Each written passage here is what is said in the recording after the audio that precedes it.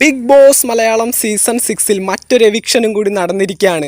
Top 5-ൽ ഋഷിയും 4-ാം സ്ഥാനം കൊണ്ട് തൃപ്തിപ്പെട്ട് അഭിഷേകും big ബോസിൽ നിന്ന് പുറത്തായ സാഹചര്യത്തിൽ ഇപ്പോൾ 3-ാം സ്ഥാനം വാങ്ങി പുറത്തായിരിക്കുകയാണ് ജാസ്മിൻ ജാഫർ.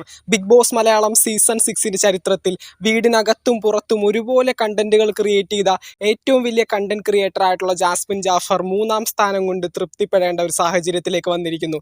എല്ലാവരും പറഞ്ഞിരുന്നത് ലാലേട്ടൻ ഇടവും വലവും പിടിക്കുന്ന സമയത്ത് വലത്തെ കൈ ജിൻഡോയും ഇടത് കൈ ജാസ്മിനും അവർ രണ്ടുപേരുമായിരിക്കും ഫിനാലയിൽ ടോപ്പ് 2 എന്നാണ്.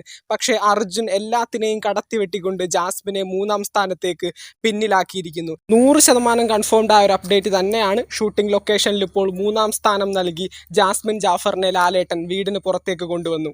ബിഗ് ബോസ് മലയാളം സീസൺ 6-ന് ടോപ്പ് 2 ഇതാ ഡിക്ലെയർ ആയിരിക്കുന്നു. Arjun and Jinto. Bigg Boss Malayalam season 6-ന്റെ ടൈറ്റിൽ വിന്നർ ജിൻഡോ ആകുമെന്നുള്ള കാര്യം നമ്മൾ രാവിലെ തന്നെ പറഞ്ഞൊരു കാര്യമാണ്. പക്ഷേ ടോപ്പ് 2-ന്റെ കാര്യത്തിൽ ജാസ്മിനും അർജുനും നല്ല രീതിയിലൊരു ഫൈറ്റ് തന്നെ കാഴ്ചവെച്ചിട്ടുണ്ടായിരുന്നു. ഏറ്റവും അവസാനം അർജുൻ തന്നെ വിജയിച്ചു. ജാസ്മിൻ 3-ാം സ്ഥാനത്തേക്ക് പിന്നിലാക്കപ്പെടുകയും ബിഗ് ബോസ് മലയാളം സീസൺ 6-ന്റെ സെക്കൻഡ് റണ്ണറപ്പ് എന്ന സ്ഥാനം തലയിൽ ചൂടി ബിഗ് ബോസിൽ നിന്ന് ഇതാ പുറത്തേക്ക് ഇറങ്ങിയിരിക്കുന്നു. ബിഗ് ബോസ് മലയാളം സീസൺ 6-ന്റെ ഗ്രാൻഡ് ഫിനാലെ ഷൂട്ട് ഇതാ അവസാനത്തിലേക്ക് എത്തിയിരിക്കുന്നു.